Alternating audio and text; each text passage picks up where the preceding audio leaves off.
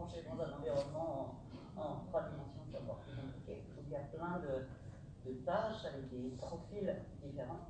Et donc petit à petit, les profils d'astronautes se sont élargis. Et moi, quand je suis arrivé en 85, avec ce qu'on appelle à candidature d'INEF, bien on recherchait donc des gens qui avaient un doctorat. Alors, doctorat de sciences de l'ingénieur, doctorat en sciences du vivant, doctorat en médecine, doctorat en sciences physiques. Donc, moi, quand j'ai été sélectionné en 85, on était 7 sélectionnés, on était 1000 candidats, on était 7 sélectionnés.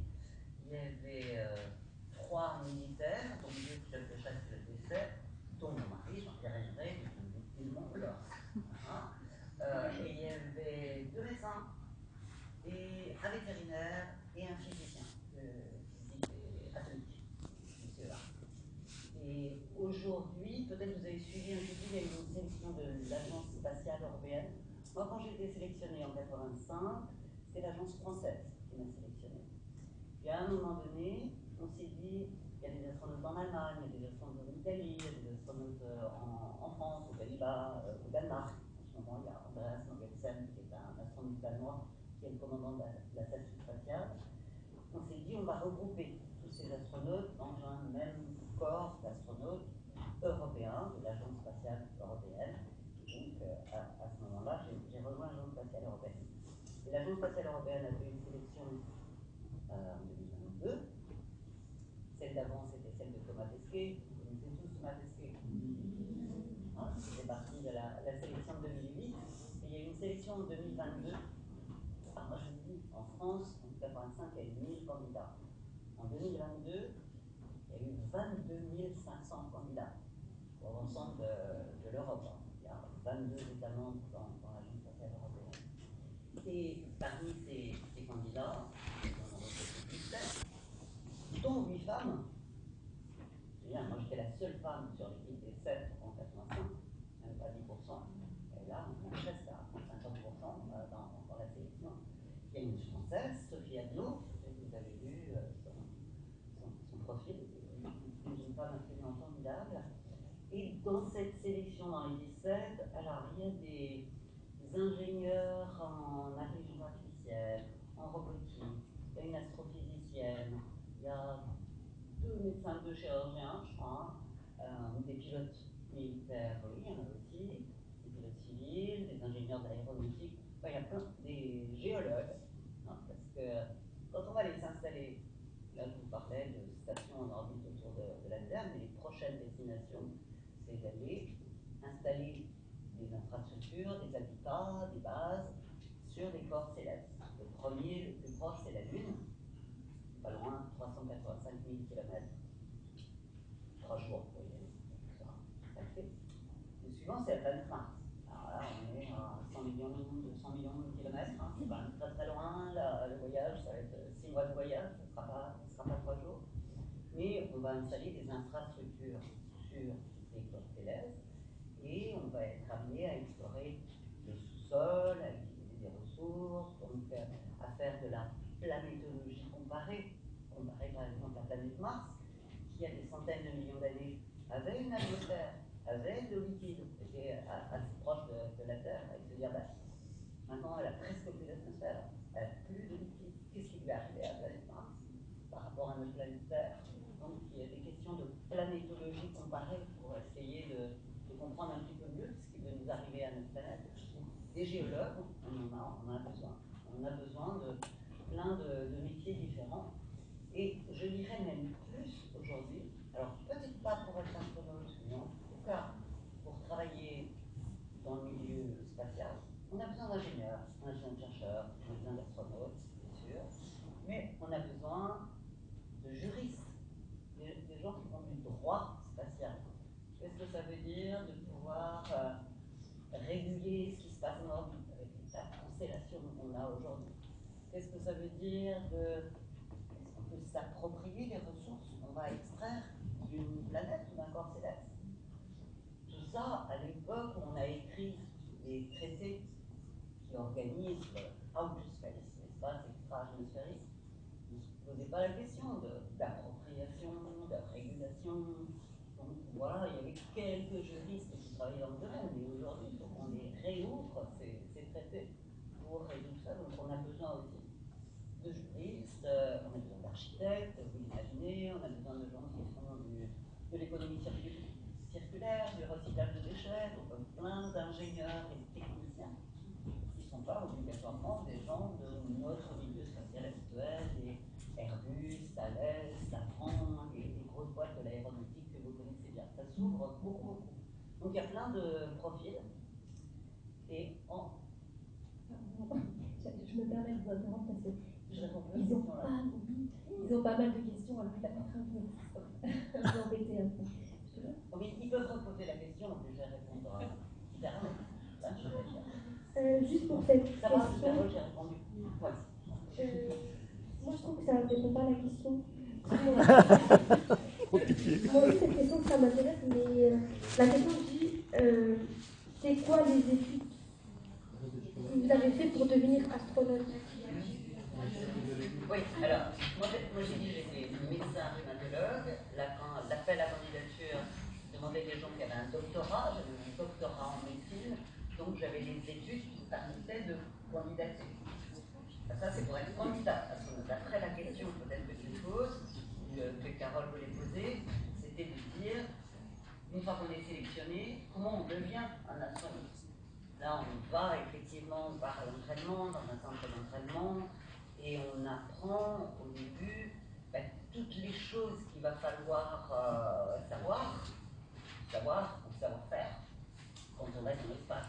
Donc c'est vrai que moi j'ai appris qu'est-ce que c'était que la mécanique orbitale, qu'est-ce que c'était que les plateformes gyrostabilisées, comment on reboot un ordinateur. Enfin, j'ai appris tout ça à l'entraînement après. J'avais ce qui me permettait d'être candidate. Et puis après, il y a la formation pour se sentir à l'aise et faire la mission. D'accord, merci. Maintenant, je vais donner la parole à Chloé. Oui, en fait, Chloé, ma question était pourquoi et comment vous êtes devenue astronaute? Ouais. Alors, Chloé, elle me demande pourquoi je suis devenue et comment ça s'est passé. Alors, je vous ai raconté un petit peu qu'il y avait ce rêve dans ma tête au départ.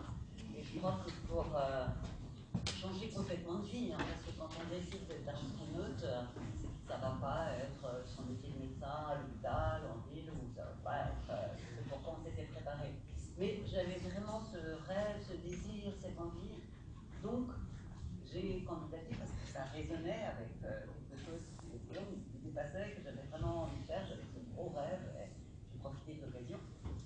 Mais profiter de l'occasion, ça veut dire qu'on est prêt, on a ce qu'il faut pour y aller. J'avais la chance d'avoir mon doctorat, comme je disais, donc j'avais ce qui me permettait de candidater. J'étais pas mariée, j'avais pas d'enfant, j'avais fini mes études, j'étais juste au moment où je me disais qu'est-ce que je fais de ma vie? Je m'installe comme rhumatologue dans la rue d'à côté ou dans mon village de naissance ou je fais autre chose. Donc voilà, j'étais assez libre de choisir ce qui s'offrait à moi. J'avais l'envie. Il y a cette porte qui s'est ouverte en me disant oh, mais il y a une opportunité, il y a quelque chose que tu peux saisir. Et puis j'ai été libre de choisir ma vie. C'est vrai, j'ai eu la chance d'avoir des parents qui m'ont accompagné, des collègues à l'hôpital me disaient pourquoi pas, si tu as envie, allez, vas-y, fais-le. Et donc voilà, ça s'est passé un petit peu comme ça. J'aurais pas vu cet appel à candidature qui passait sur le mur de l'hôpital disant on cherche des astronautes. Je serais probablement pas devenue astronaute parce que je ne savais pas que la possibilité existait. J'ai eu la chance de voir l'appel à candidature et de saisir la porte qui s'était ouverte. Ah, ça c'est une diapo que j'avais envoyée, c'est super. Là vous voyez la fenêtre de news avec laquelle je suis partie. Là, moi je suis là, c'est quand j'étais médecin, ouais. Et à droite, c'est vous? Après c'est moi, ouais. C'est dur l'entraînement. Et puis ça c'est les deux stations dans lesquelles j'ai volé. En 96 j'ai volé dans la station Mir. Et puis en 2001 j'ai volé dans la station spatiale. Et c'était le tout début de la station spatiale internationale. Quand vous voyez les images de Thomas Pesquet, elle est énorme, il y a plein de modules, il y a plein de panneaux solaires. Moi quand j'y suis allée, c'était le tout début de la construction. Donc il n'y avait que deux modules. Il y avait un module russe, un module américain, un nœud de jonction au milieu, un nœud pour les sorties extravéhiculaires, sorties en ville spatiale, quelques petits panneaux solaires, parce qu'on n'avait pas besoin besoin d'énergie que ça. La station Mir, quand j'y suis allée, elle était énorme. C'était déjà plus de 10 ans qu'elle était en orbite, elle était ensuite elle était désorbitée pour laisser la place à la station spatiale. D'accord, merci. Maintenant, je donne la parole à Laura. Et vous pourriez aller un peu plus vite si vous voulez, car on a plein d'autres questions. Bonjour, moi je m'appelle Laura. Ma question c'est est-ce que le fait d'être une femme a rendu votre parcours plus difficile une fois dans l'espace? Est-ce que le fait d'être une femme a rendu devenir faire très masculin et c'est difficile? Merci Laura. Alors c'est une question qu'on me pose souvent et j'ai tendance à répondre que ma différence, c'était pas trop d'être une femme par rapport à un homme, c'était d'être une scientifique par rapport à tous les autres qui étaient des pilotes militaires. Et moi j'étais une scientifique civile. Et comme on avait besoin de scientifiques pour faire les programmes à bord de la station, très naturellement, j'ai intégré les équipages qui étaient effectivement plus masculins que féminins à l'époque. Mais en fait, c'est parce qu'on avait besoin de mon profil, de mes compétences, de ce que j'étais et de ce que j'apportais. Donc ça, il faut toujours relier en tête, vous les jeunes filles présentes ici, vous avez des différences, vous avez des compétences, des atouts, une valeur différente. Et c'est super important, surtout dans des missions comme ça, où on est en équipage, où il y a plein de choses à faire, que d'avoir des profils différents. Alors la diversité, c'est pas que hommes et femmes, c'est métiers différents, civils, militaires. Moi, je me suis entraînée avec des Russes, avec des Américains, avec des Européens de toute nationalité. Donc, c'est aussi la diversité des cultures et puis la diversité des générations. Moi, je suis arrivée la première fois, c'était le premier vol spatial et j'ai volé avec des astronautes qui avaient déjà 5, 6 missions. Donc, c'est aussi entre les générations des choses à échanger. Donc, moi, j'ai été intégrée facilement parce qu'on avait besoin de mes compétences particulières. Et après, je dirais que le fait d'être une femme, c'était plutôt un atout. Bon. Donc, j'ai pas trop eu à pousser des portes qui auraient été fermées. Les portes étaient ouvertes, on m'attendait, on m'a accueilli, on m'a intégré dans l'équipage. Moi, j'ai beaucoup travaillé. Hein. Je ne me suis pas dit, wow, j'y suis, c'est fini. Hein. J'ai travaillé beaucoup, c'est pour ça que j'ai mis la photo là. Wow, c'est compliqué. Mais donc, avec ça, une fois que vous êtes au niveau, vous apportez des trucs en plus, ben, ils ont besoin de vous, donc vous êtes là et ça se passe bien. Donc moi je l'ai plutôt vécu facilement, je dirais. Merci. Je donne la parole à Vamara.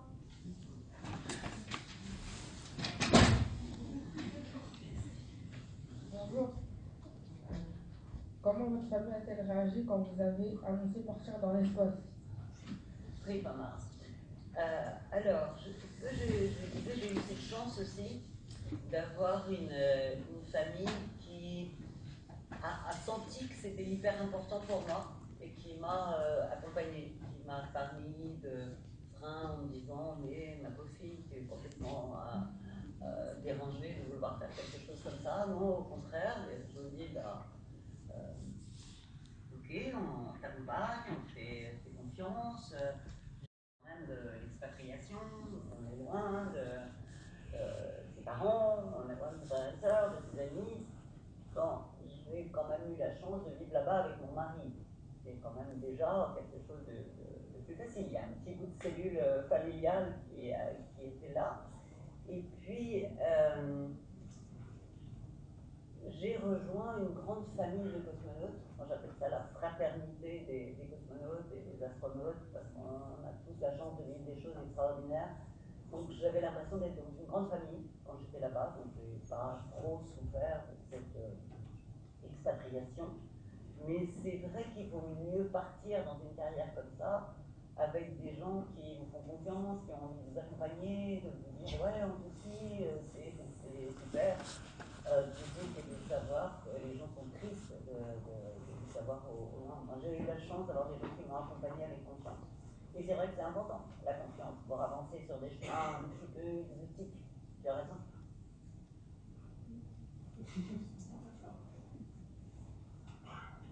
Ça, c'est le retour. Hein? Ouais, la capsule de retour, le vaisseau avec lequel on arrive, il vient se fixer à la station spatiale, on ouvre l'étudie, on rentre dans la station spatiale, on fait son programme de travail, 1 mois, 2 mois, 6 mois, hein. Et puis quand la mission est finie, on rentre, on remet son scaphandre, on rentre dans la capsule, on ferme l'étudie, on sépare la capsule de la station, on s'en éloigne un petit peu, hein, on est toujours à 28 km/h. Hein, et puis, à ce moment-là, on fait une impulsion de freinage, on freine la capsule, donc la capsule commence à perdre de la vitesse, et elle va commencer à retomber sur la Terre, et non plus autour de la Terre. Avant d'arriver dans les couches denses de l'atmosphère, hein, quand on arrive, on est à 400 km en orbite, l'atmosphère elle est très dense, là autour de 60 km. Quand on commence à rentrer dans les couches denses de l'atmosphère, c'est là où ça commence à faire un balai, être assez sérieux. Viril, disent les garçons. On dit le retour est sportif, les garçons disent c'est viril, c'est sportif. Avant de rentrer dans les couches denses de l'atmosphère, on sépare son module de propulsion, ce qui a permis de mettre l'impulsion de freinage. On ne rentre qu'avec la petite capsule, effectivement. On s'est séparé du module de service. On passe les couches denses de l'atmosphère, ça secoue, ça brinque-balle, ça chauffe, hein, parce qu'il y a beaucoup de particules, il y a un plasma qui se forme autour du vaisseau. Ouais, nos hublots commencent à rosir, rougir, pousser, noircir, parce qu'à l'extérieur c'est du plasma et c'est du feu, c'est des températures très importantes. On a un bouclier thermique. Hein. À l'intérieur, ça va. On n'aimerait pas être à l'extérieur. À l'intérieur, ça va.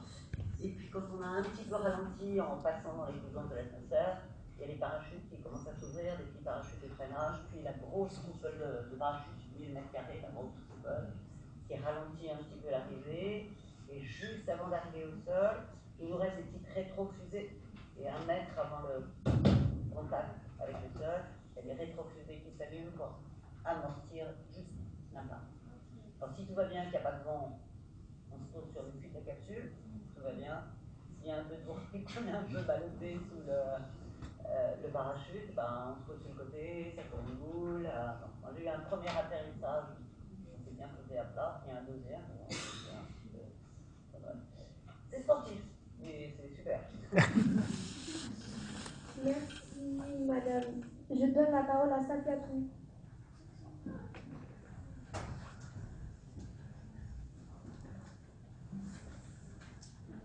Bonjour. Moi, je voudrais savoir, est-ce que votre fille elle a aussi voulu devenir astronaute? Merci, Safiatou. Alors, nous avons effectivement une fille qui est née en 98, entre mon vol de 96 et mon vol de 2001. J'avais volé une première fois. Je n'ai pas voulu avoir d'enfant avant mon premier vol parce que je voulais me garder toute capacité à être en forme physiquement. Et bon, une grossesse, un accouchement, ça peut être compliqué. Donc je me disais, voilà, on va attendre un petit peu. Et une fois que j'ai eu volé, je me suis dit, bah voilà, maintenant c'est le moment, 98. J'avais 39 ans. Donc, elle est arrivée. Elle a eu la chance de vivre avec nous à la Cité des Étoiles, près de Moscou, d'aller au jardin d'enfants russe quand elle était toute petite, donc elle parlait russe. Après, vous savez que j'ai eu d'autres vies après ma vie d'astronaute. Hein, je suis devenue ministre et donc moi je suis rentrée à Paris. Elle est rentrée ici un petit peu avec nous. Alors, elle avait un papa et une maman astronaute. Ça fait beaucoup hein, dans les couloirs de l'école. La photo du papa, la photo de la maman, c'est un peu lourd quand on est petite fille. Voir papa et maman comme ça dans les couloirs du collège. On faisait des conférences pour les enfants au collège et tout.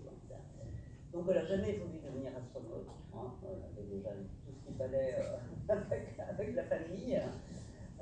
Mais je crois qu'on a essayé de lui donner l'envie d'apprendre, d'être curieuse, de poser des questions. Donc elle a fait des jolies études. Elle a fait Centrale, l'école centrale, et puis l'ESSEC. Donc elle a la formation d'ingénieur et puis la formation école de commerce de management. Et elle a un joli poste aujourd'hui en biotechnologie où elle fait plein de choses avec l'intelligence artificielle, elle traite des cancers, des choses comme ça. Plein de trucs qui lui plaisent bien, mais elle avait décidé qu'elle serait pas militaire, pas pilote, pas médecin, mais quand même un peu dans les biotech, mais pas médecin, et pas astronaute. Mais c'est normal, je trouve. Hein. Bon. Mais après, on lui avait donné la possibilité de choisir sa vie, là aussi. Elle avait les habitudes et la choisi sa vie, elle est contente. Merci madame. C'était la dernière question. Non, mais ou alors, pas, elle est contente. parce que vous avez déjà répondu à toutes les questions. Et merci beaucoup d'avoir répondu à nos questions.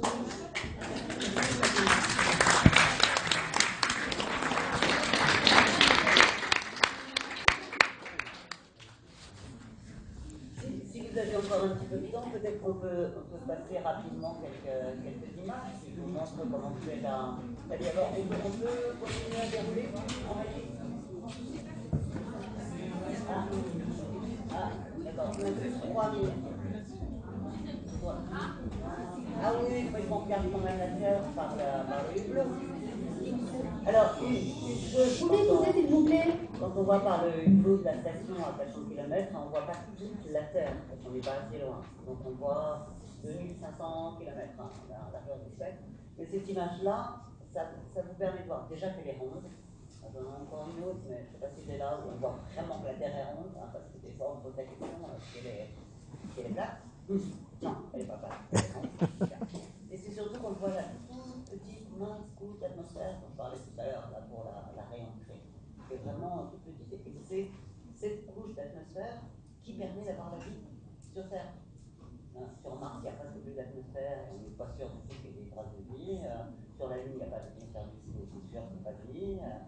Après, on est en train de chercher dans les lunes glacées de Jupiter, peut-être dans les profondeurs des océans, des lunes glacées, il n'y aurait pas de la vie. Mais là, cette mince couche d'atmosphère, c'est ce pour ça on est en train de travailler aujourd'hui, la COP28 qui vient de se terminer, de se dire comment on peut être une responsable pour protéger l'atmosphère, les mers, les glaciers, ce qu'on appelle la cryosphère, de façon à préserver le mieux possible notre planète de toutes ces dérives et de transformations climatiques qui seraient très, très impactantes.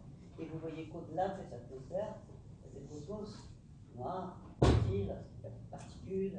Donc, tu vois, si on passe les images d'après, on est déjà sur la Lune là. J'avais des images dans certaines de mes présentations où je montre des superbes images de la Terre, la beauté de la Terre. C'est vraiment une planète magnifique. C'est notre planète et il ne faut pas la perdre, il ne faut pas la fuir, il ne faut pas l'abîmer.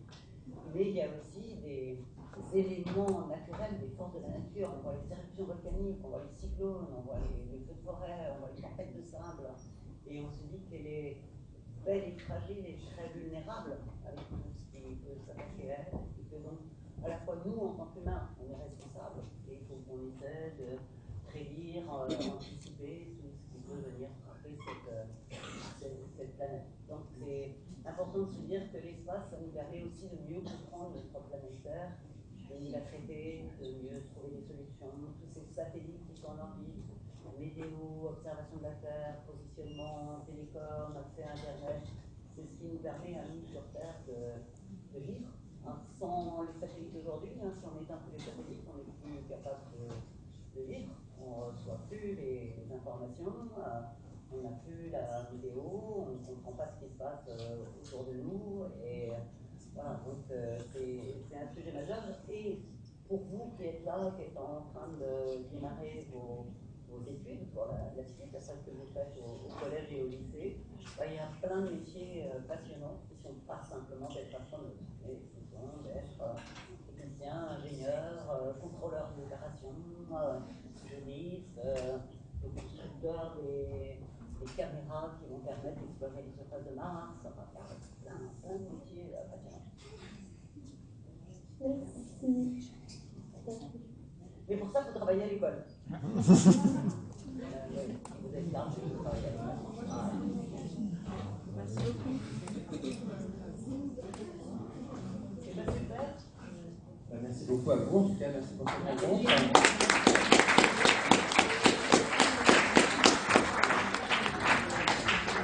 Il faut savoir que les collégiens et lycéens en fait, sont impliqués dans un projet qui est avec le contact avec l'ISS, qui va avoir lieu en mars-avril prochain. Super. Vous êtes tous invités, j'imagine. Super. Et ça va se passer où? Ce sera au musée de l'air et de l'espace. En fait. Ah, super. C'est génial quand on peut être en communication comme ça avec la station. dans nos temps libres, on adorerait pouvoir être en liaison radio-amateur avec ces jeunes, justement, c'était dans des hangars. Et vous allez préparer des petites questions très, très courtes. Il y a tout un protocole, parce que la durée de liaison n'est pas très longue. Mais chacun, à tour de rôle, vous allez poser votre question et l'astronaute d'abord va répondre à la question. Et c'est super. Et nous, à bord, ça nous plaît vraiment beaucoup d'avoir ces communications avec vous. Merci beaucoup en tout cas. Merci.